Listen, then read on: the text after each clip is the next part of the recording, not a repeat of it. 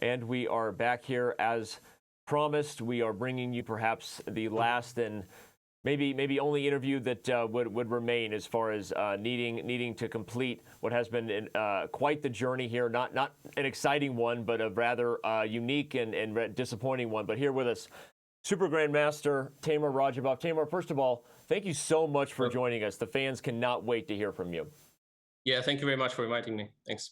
So I'll start off and just say that we've obviously been kind of going around the horn today, talking to a lot of different people, getting a lot of different opinions, but you stated and sort of saw the coming curve here earlier than anybody. You acted with integrity and expressed your viewpoint that you felt it should be postponed, and the only way that you could really have any power or make your voice heard was to be, act on your principles and withdraw. You did so. The tournament has been postponed. How are you dealing with all of this? How are you feeling? And is there some vindication you're feeling? And what in the world would possibly make this right to you? Well, first of all, of course, I have expressed myself in the letter that I've sent to Dvorkovich at first. And then, as you know, talking about all the legal actions that FIDE can take in that situation, he told me that, he sent me the letter, official letter back, and it was written that it cannot be postponed non-legally, non-practically, which the letter was in Russian, so please correct me if I'm translating it right, but it was written like this, so that it cannot be postponed non-legally, non-practically. Also, I was told by the high-profile FIDE representatives that, including the president of FIDE, that the point is that they are following all the instruction of the authorities of Russia and so on, and they do not stop the tournaments, so everything is fine and things like this. But actually later on, the Minister of Sports of Russia said in press, and it's available, the materials are online, I can actually later send to you, or you can find it yourself. No, we and in have Russian, it, yeah, we believe you. Yeah, he says that in one of his interviews that the international federations, if they want to postpone events at the territory of Russia, they should send this kind of the message or the request to the Ministry of Sports, and then they can take this decision. I was told otherwise, that once they are not stopping the events, the Russian Ministry of Sports, FIDE cannot take any actions. Okay, this was the first thing that they said, which contradicts with the words of the Minister of Sports, which I guess is the right authority, to know how things are in Russia and so on. Afterwards, after sending this letter and receiving this reply, and then I've got this deadline. Actually, I've posted it on my Instagram account, and there were these letters of FIDE with the deadline and so on. That I could say yes, I could say no, I could say whatever actually. But in case, beside yes, yes, I'm playing in these circumstances. I could only, there were two options. Either say, okay, no, take me out of the tournament because I disagree with this. And the second one was not to answer, which would be considered the same, more or less. So I just, a few hours before the deadline, I said, okay, if this is not possible to move the event, okay, I'm just withdrawing. So, okay. But beside that, they, at the time, somehow so that, the situation is not any kind of critical and so on. They were referring to some tournaments that is still ongoing there. But the difference between the FIDE event and the ongoing tournaments is that they're ongoing. That is the point. And once you are considering to start the event in these circumstances, you first of all have to take some kind of, I don't know if it's analysis or the General Assembly of FIDE or what is it called like? Or there are a few people who have to talk to each other and decide what should be done in this situation. I don't know how it works. So generally, I think the decision there, they had to take the right decision, in my opinion. Now it proves to be right, and they're taking it, creating the whole entire mess, especially in the in this the contenders that are playing there now with plus scores and so on. So now the situation is super complicated. In general, I think FIDE should take some action to include me back into the tournament. That's what I think. and I think it's a fair decision. Or, I mean, from my side, I think I have done everything there possible, and I just asked them, warned them. Actually, I also warned, the chess community by expressing it openly and so on. But there was no action by FIDE, and now we're in this situation. Beside that, on the 16th of March, there was the press statement. The statement from the Ministry of Sports of Russia that all the sport events should be stopped. On the Russian territory before they send a new letter or something, or they confirm the new dates that are possible to resume the whatever events and so on. And then FIDE was already, I think, conducting this ridiculous opening ceremony with a few thousand people. And actually there, at this ceremony, they've got the message, and they certainly had to stop the event. But then there was some kind of, some kind of press, not the press release, I think some interview or something of Dvorkovich and Sutovsky, and they said that we're not being shut down because we have started on 15th of March. I mean, I don't know even, should I really comment on this? I mean, Is it something, valid? I should also consult the lawyers, see how it's going, and also all this, replies and all this stuff that, FIDE mentioned in their letter and so on. And I'm really disappointed with the situation. I mean, it's like, that this will happen. This happens in the middle of the tournament, the most important tournament in chess. The entire world is laughing on us because we are the only one who started the event at this time, I guess, especially the event of this caliber. We only have like one most important event in chess, let's say, in the individual chess is like the World Championship match. And as you have seen, all the chess players during the entire tournament, they were expressing, their vision on how it's going and going not good at all. And the hostile circumstances there for Grishuk and Wang Hao and all the others. And actually, in my letter, I expressed that I've sent a letter in Russian. I think it was translated on different sites. And I think there, I just said that beside all the situation with the coronavirus, and that the tournament is not clear what we will do. And actually, it was not clear for anyone. They said they know what they're doing. They took all the measures and stuff. And as we know that, FIDE is the authority in chess, but as you can see, this even a huge states with a great power and the abilities and so on, they cannot fight the virus. But FIDE somehow said that they're able to really do everything possible there in the situation, but actually nothing you can do about it, to be honest, at the moment, and it's not clear what you really should do there, beside the postponing the event in these circumstances. And as you can see, for example, the billion-dollar industries are suffering from this, and they're moving events that cost like hundreds of millions of euros and dollars and so on. And actually, we cannot postpone one of the most important tournaments in chess just for the, for 5-6 months, let's say, with the possibility to play it at the end of the year and so on, which would be just a normal thing to do, all the other events as well are getting postponed now in chess and all canceled and so on. And a lot of them were canceled, I think, before the candidates as well. So I just can't understand it. It's like... I just can't understand it, to be honest. Yeah. Well, Teimour, you've given us a lot to work with here, and I have a question for you. So we had some officials from FIDE on earlier, and part of what they were saying was, one, the situation in Russia was not so bad at the time. And two, they felt that you gave sort of an ultimatum. And so I just want to ask you, first, what information were you looking at that led you to your decision? Because I am strongly in agreement with you. And also, can you tell everybody what it means to you to play in a candidates and potentially have a chance at the World Championship? Because I have to assume you did not make this decision lightly. Sorry, for the second one. Sorry, so for the first I understood, yeah. And the second? So, what would have playing in the candidates have meant to you for a chance to play in the World Championship? Because I assume you did not make this decision lightly. Yeah, I don't get. the second question. He's just trying to give you an opportunity to share your feelings on how important the candidates was, how upset you are that you didn't get to play. Okay, that's clear.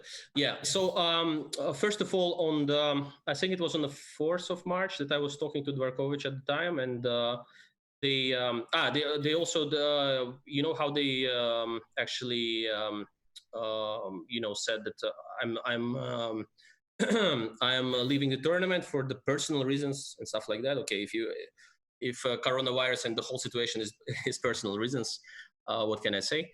But certainly it's a strange thing by FIDE that they have done there. But okay, and regarding the situation, I mean, I was receiving. I mean, I have, as all of you and all the other people that are reading news and all that stuff. But beside that, I had some conversations with my friends and people that know some stuff in general in different circles here and in Russia.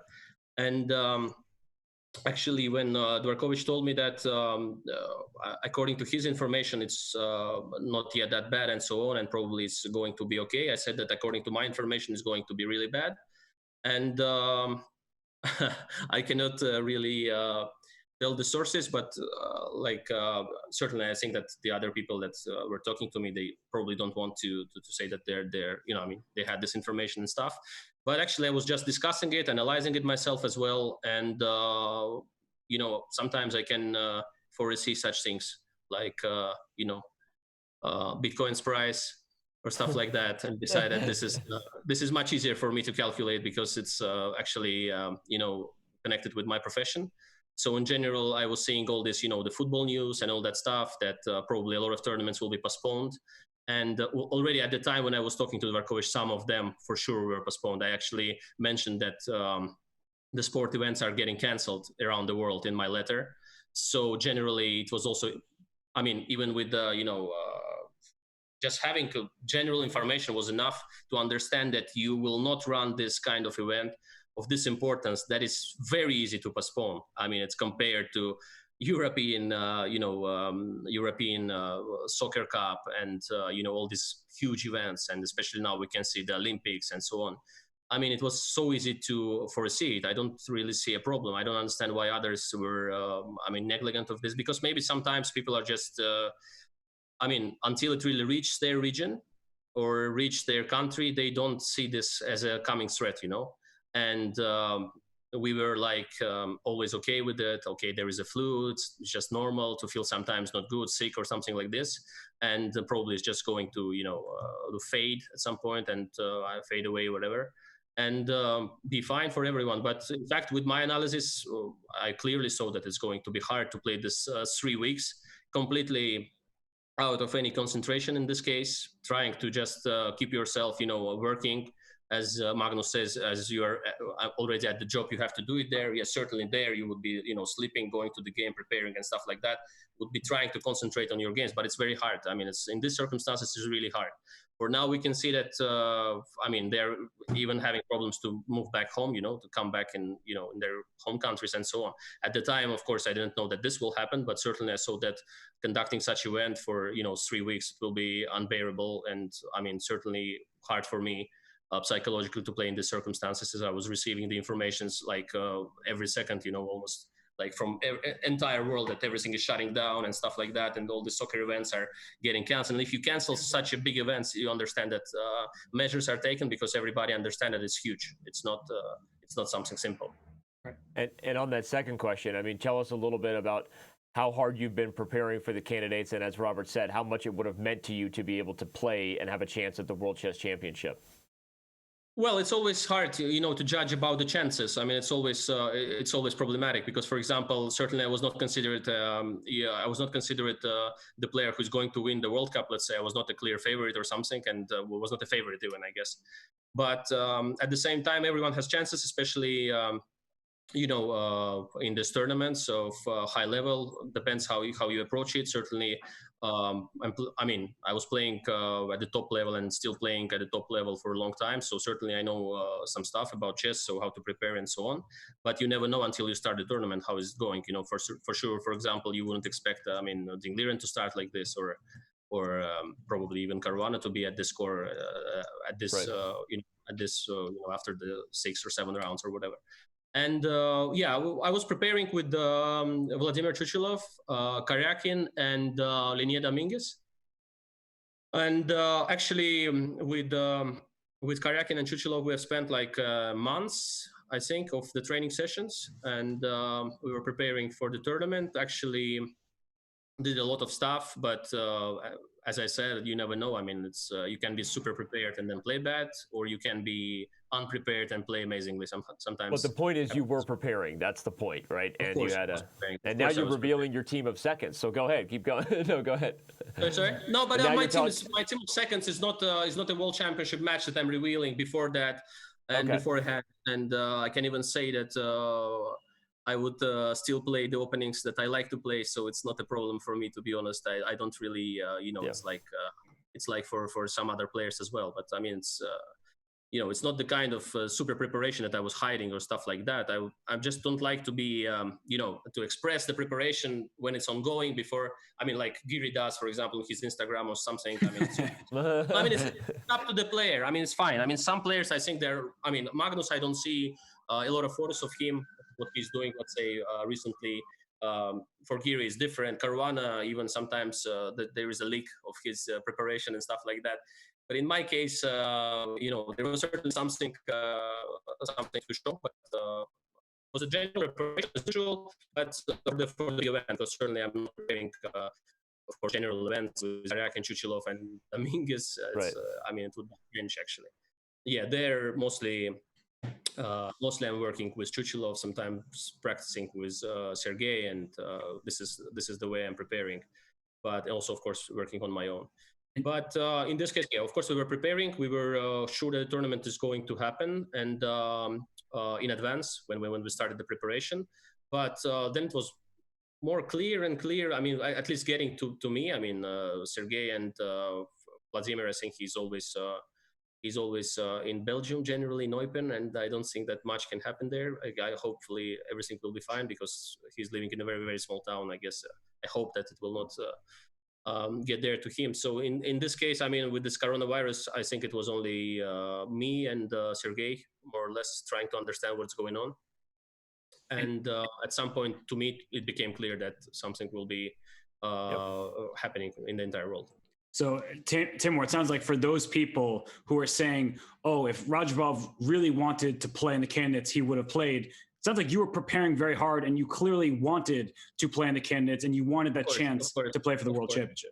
Of course. There's no reasons for me actually to be out of this tournament for just doing nothing and sitting at home. And actually, it's my profession. And besides some jokes that they were talking about that I did on the Candidates Tournament, I was doing them because there is a kind of tradition in Azerbaijan is when you say that, how to say that you don't want, let's say, for example, kind of saying, I don't know exactly how to translate it to English, but it's like when you say that you're not trying to win and you are trying to bring luck this way. So that was what I was doing through the entire interviews of the World Cup. And actually, in the final interview, I said, guys, it was, of course, all the jokes and so on. Of course, I was trying to win, and in every game that I'm playing, certainly visible by the style of the games I've played. That was all the fighting games in the World Cup and so on. So this, I mean, there are always things that people are talking when they don't understand jokes and humor. So it's just fine for me. I'm just fine. Certainly, it's not the case. Of course, I was happy to play. I mean, it's I don't know. You never know if it's your last Candidates Tournament or things like this, because getting there is really hard. It's a huge thing. I mean, especially that I was really almost dead after this tournament in Khanty-Mansiysk after spending 1 month. And then at some point when actually I won a game against Dinglieren, and I had still to play the Rapid against one of the top players that recently beat Carlsen like 2-0 in St. Louis, the tie breaks and stuff. I was like almost dead there. And it's like you get this, you get the spots to the candidates, you get this money for playing on the highest level and things like this only by a huge concentration of all your the physical condition, I don't know, the chess abilities and stuff. It's so hard, and of course I wouldn't just simply decline to play in such a tournament for no reasons. And it helps, I think, remind everybody. I think just, of course, we know that you're the number 9 player in the world, and we certainly know how you feel about that. It's giving a voice to you know, a lot of people on the outside looking in, they speculate, they say things, but it's very clear that you've had a dream of becoming world champion. I think it's all chess professionals do, right? Since you were very young. Yeah, otherwise you just leave. Otherwise you just leave more or less the game. I can say, right. For example, in the interviews that I'm not going to be. I'm not trying to win the world championship, but in my mind, in my emotional state, is that if I'm playing chess in general, that my only hope is to become the world champion. Good chances I have, or small chances, or I'm a favorite, or no favorite, or stuff like that. Otherwise, I would be just not playing chess anymore. Right. Well, I want to come back. Sorry. Well, no, go ahead, Danny. I wanted to come back to what you said about what in your mind would make this right, and not to take any position of playing devil's advocate at all, but obviously we've been talking to a lot of different people, right, and this event has been going for a week, and so just to give you the floor, right, it's a very difficult situation.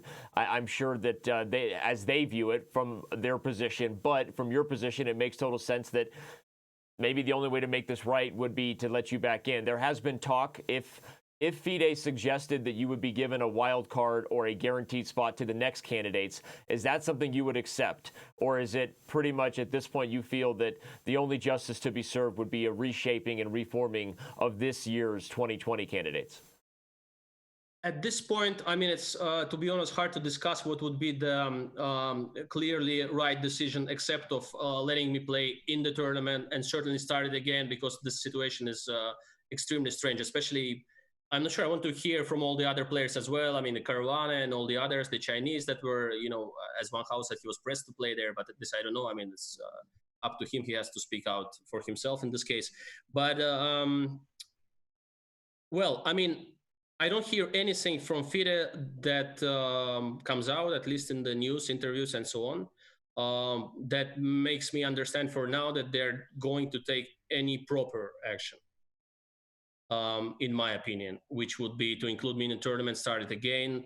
Probably, I guess, now the situation is that you have to play with 9 players, I understand it, but I don't see any other way of doing it for now. But beside that, they are not even discussing this at the moment. They're not even telling that there are some kind of discussions ongoing. So probably their idea for now is to try to see what's going on in Russia with the virus situation and so on. And when they can resume, all this, the jobs ongoing and stuff like that. And then try to play it till the end as soon as they can. And that's all I can hear. I don't know. I mean, I didn't really see yet the interview with Dvarkovich that there was. It was earlier today. There was no. I can share with you. There was no discussion specifically pertaining to this in regards to restarting. A lot of the questions we had were more pointed at the decision they made to run the event, the COVID-19 outbreak, how they were handling things on site, those sort of things. And I'm just giving you insight. That's all. Of course, you can check out the interview. Yeah. But I don't really. I mean, I will have to think. Also, we'll have to see legally. I mean, what can be done in the situation in general. But I'm actually a lawyer myself. But certainly here it needs like some real professionals that are always there doing their jobs, because I'm certainly a professional chess player more than a lawyer. Right. So in this case, certainly I see a lot of problems with the legal interpretation of what FIDE did here. But I want first to consult and see if it's right from the legal standpoint of the professional lawyers. And in this case, also, I don't hear anything from FIDE, so that's the problem. I want to hear. Maybe they will discuss something now. Maybe they will say something. But at the time, it seems that seems that it's still ongoing. I mean, all the sync with first that they didn't take the right decision. Now there is no even the apology or anything at all. Like if it's just normal. And not the apology only to me, but to entire chess community, because what is going on now, it's a really shame for chess. Because, for example, now when you know that the situation is approaching, especially closer to 14th, even if my message was something like really far from the realities, what they saw or something like this. But 14th, 13th, 12th, 15th, 16th, when the Ministry of Sports prohibits all the events on the Russian Chess Federation, and the tournament is not yet started at all. So 15th at the opening ceremony, they already had this decision by the Ministry of Sports. Was it so hard there to foresee that things are going to end like this? Is it something? Should you really know something special about it when your Ministry of Sports, the Ministry of Sports of the country that is hosting this event, just says that, guys, there is no more sporting events, and we say, guys, no, legally from 15th we're starting this tournament. Seriously? Is it the real action that the federation, who is responsible for the health of the chess players, for the candidates for the World Crown, and all these guys that are now suffering from this situation, they shouldn't take any measures in this case? Maybe I just don't understand something, so I don't really know. Well, Teimour, let me ask you a question just for the sake of clarity. You said you haven't heard from FIDE, so I want to ask you multiple questions here. One, we heard in our interviews today that they said essentially it sounded like you were issuing an ultimatum. So do you agree with that assessment of your letters to FIDE? And also, when was the last time FIDE spoke to you about anything related to the candidates tournament? Okay, so first of all, ultimatum. Okay, so in this case, there are also some speculations and stuff that maybe I had to talk to the players and stuff, but about the situation and that let's take some decision with all the other players or some other players and stuff. But in this case, I guess that it was kind of sabotaging the tournament in a way, because I'm just asking other players to decline their participation in order to the tournament not to be hosted. So would it be like a sabotaging of the event or not? Or is there a governing body that takes the decision to postpone the event? So I saw that it's the right to speak directly to the governing body of the representative of the federation. So at the time, I wrote a letter to Dvorkovich. There was an ultimatum. Can you call it an ultimatum when you say, for example, that the situation in the world is like this? I have all the letters, you have all the letters and stuff. And in case the postponement is not possible, I will have to withdraw from the tournament. What kind of ultimatum is this? I don't have any dates. There is not a deadline. I was always there for discussion. Was always possible to talk to me. And first letter that I did to Dvorkovich was not even an open letter, so he could really express things and talk with me and discuss the situation. What he actually did is that he said that he talked to me and said that we will have 2 days to discuss the situation. Then this came the ultimatum from FIDE that came to me, because it was a deadline with clear time when I have to support my decision with the official withdrawal from the tournament. So this was the ultimatum comes from FIDE, from my understanding. Yeah, and we heard from FIDE officials earlier today, and something that was mentioned a couple times was, in these kind of competitive environments, there are all these psychological elements. Some of them can be taken into account in advance, others cannot. And this sort of notion that if you really wanted to play, you would have been there. In fact, even Magnus Carlsen said that he felt like you didn't really want to be there because the Kansas is a tough event and maybe you weren't up for it. So, what do you make of these claims both by FIDE and the world champion? Well, it's a personal opinion, first of all. I think that the world champion certainly has his personal opinion. As me, for example, as a top chess player as well, I have some other opinions when he does something. So I have also my own opinion, and it's a personal opinion. So it's first of all, it is not supported by the facts. And if we're speaking from the legal point, certainly as well, is that I just won the spot to play the candidates, and I was legally there. I was preparing for the candidates, wanting to play it, and it is probably can be in any top player's life the last candidates tournament. Always, you never know if you are getting back into this, into this business, trying to qualify for Magnus and the match against him, of course. Yeah, and certainly, first of all, let's take it. Is it a tournament in these circumstances when everything is closed, everything is postponed, and all the events in the entire, other sport events and stuff is postponed, and also it's officially going to be stopped, by this Ministry of Sports and stuff like that. is it the way to conduct the tournament in this situation? First question. Is it normal? I think not. Beside that, my willingness to fight for the world crown and to play in the candidates tournament, it's my own decision. I am playing there. I am in the tournament. I am preparing for the tournament. And some people can say he has no chances, let's say, so it doesn't matter if he played. Is it considered as just a normal thing that maybe he just shouldn't play there? Well, do you think if another player was writing that letter, they would have stopped the tournament? I think if Carlsen, for example, would write that letter, the tournament would be canceled. I mean, I guess if Caruana or others would say that, well, Caruana, I guess, would have a huge impact on this as well. I think this is not the right thing, to be honest, to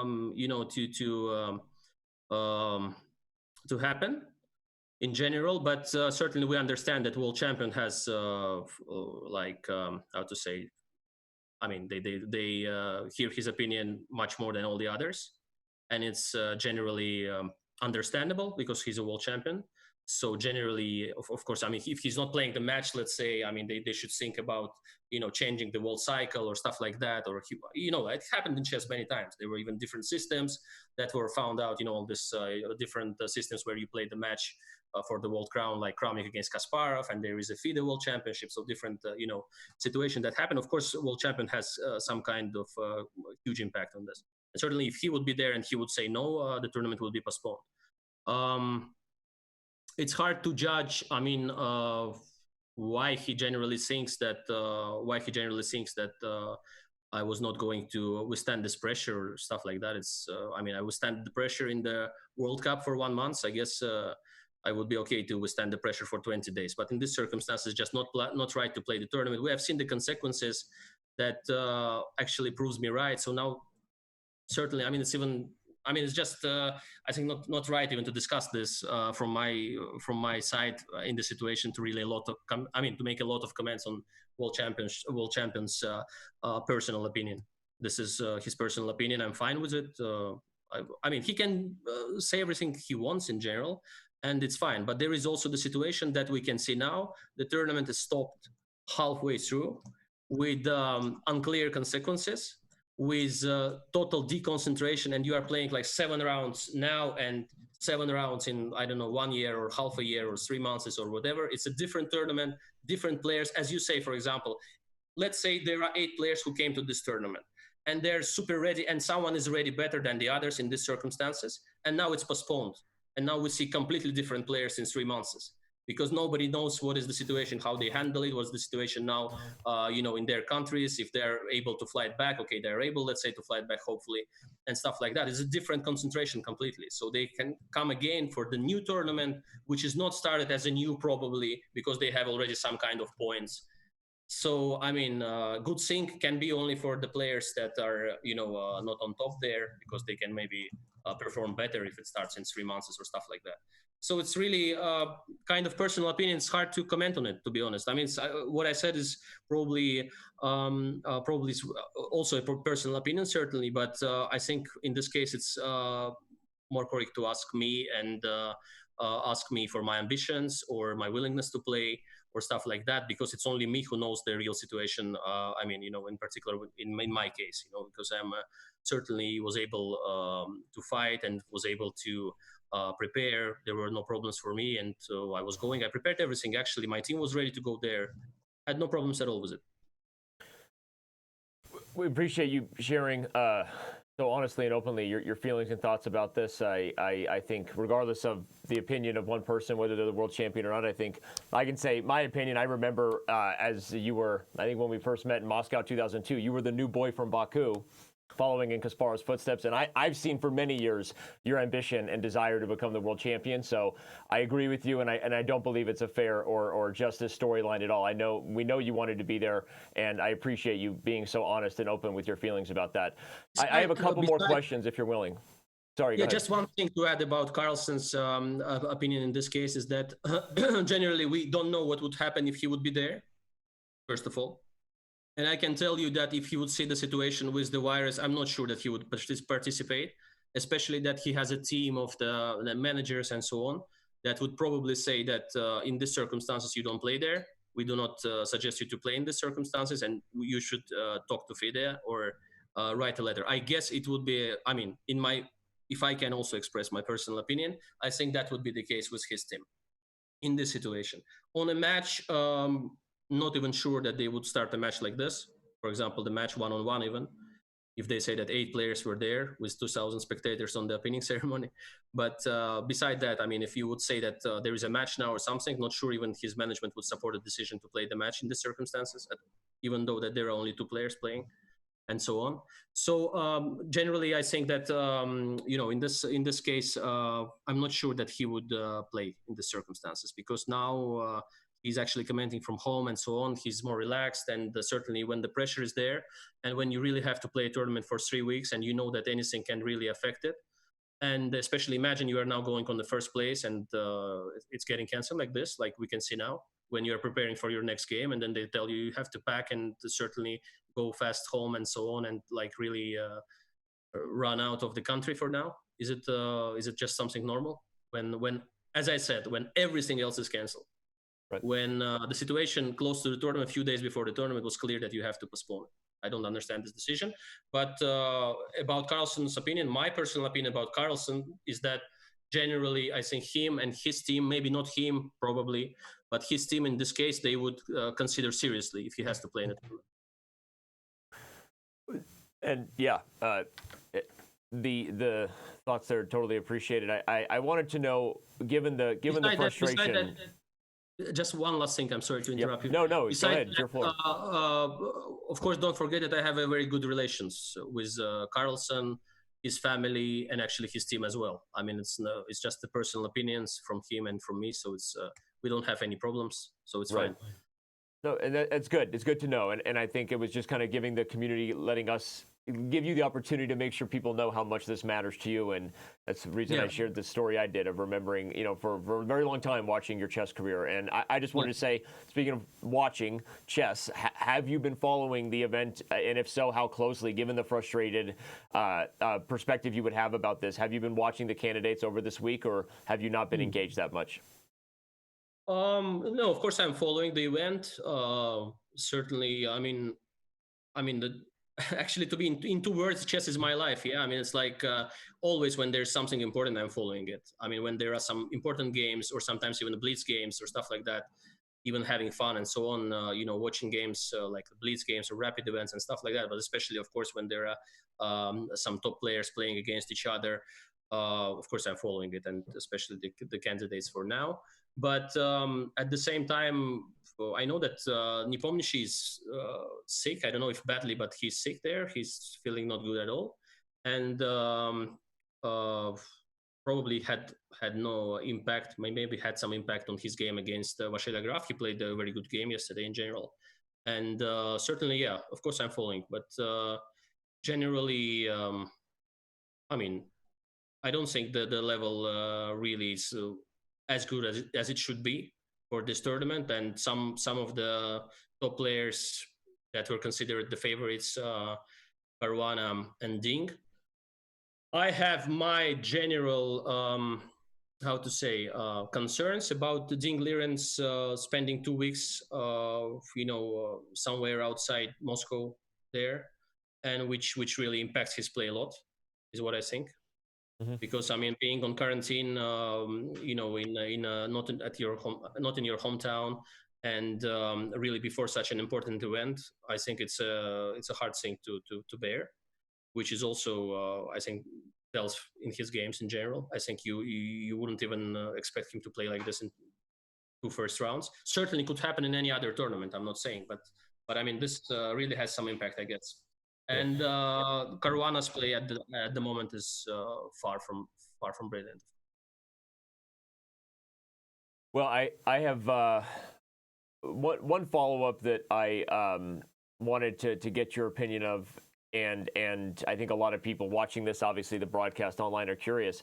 If FIDE had made a decision and decided to run the 2020 FIDE Candidates as an online event, under circumstances, assuming everyone would be proctored closely within maybe by a FIDE arbiter in a better, more sort of controllable setting, obviously for COVID-19 concerns, right? But assuming those circumstances were handled properly and that the spread of the virus was not a concern, would you have considered playing the event?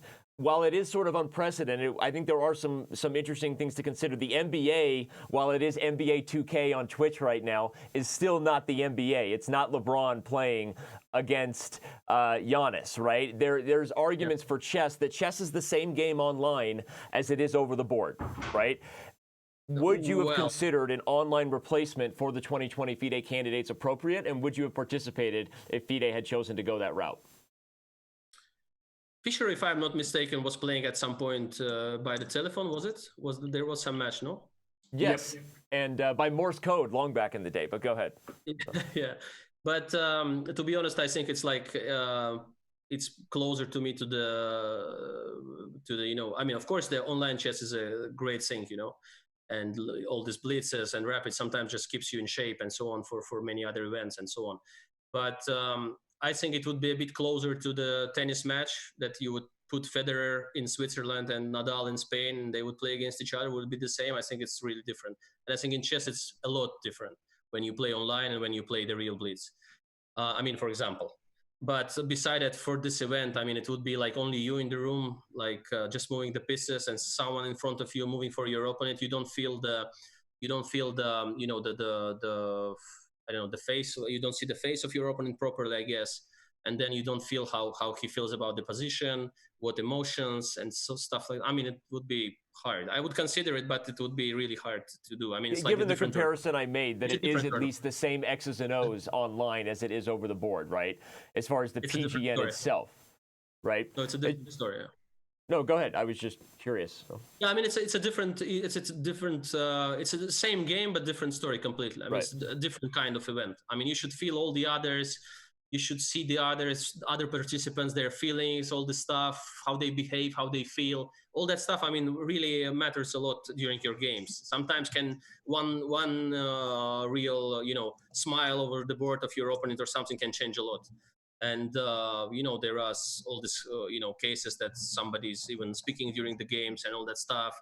And somebody's, you know, doing something during the game with the pawn or the piece or stuff. All this stuff is like, it's a game of two people against each other, playing one in front of the other. And I don't think that really this online thing can, in this case, help such a great event, especially that I think it will be a different story simply. I mean, it's cool to make like maybe non-official candidates tournament there and see how it goes and try something, or make an event of, I don't know, like 7 rounds with some nice prize money or stuff to see how it goes. But generally, I think it's a different story. Maybe you can do something with cameras when you see your opponents and all these rooms, like, you know, like VR, whatever. I mean, maybe there are some things like this. But in general, I think at the moment, I don't think it would be a proper way to conduct this tournament. Okay. Well, appreciate the thoughts. I think it's interesting to see what a top-level player feels so much about seeing the emotional, the body language of their opponents. I think it's insight for fans either way to hear your perspective on what that competitive environment is like. Watching someone flick the pawn in their hand, right, and just all that stuff. I think it's fascinating either way.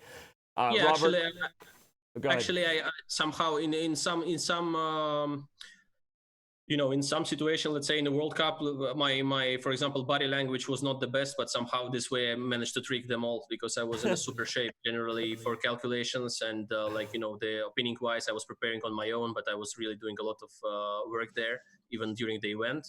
And so in this case, you know, my body language was so bad that they saw that they're probably playing against someone that will collapse now, but actually that was the vice versa situation. Yeah. Well, Teimour, as we wrap this up, and thank you so much for our time. I do have a question for you. You know, if FIDE officials are watching this, is there anything you would like to say from them? Say to them, excuse me. And you know, do you want an apology from them at this point?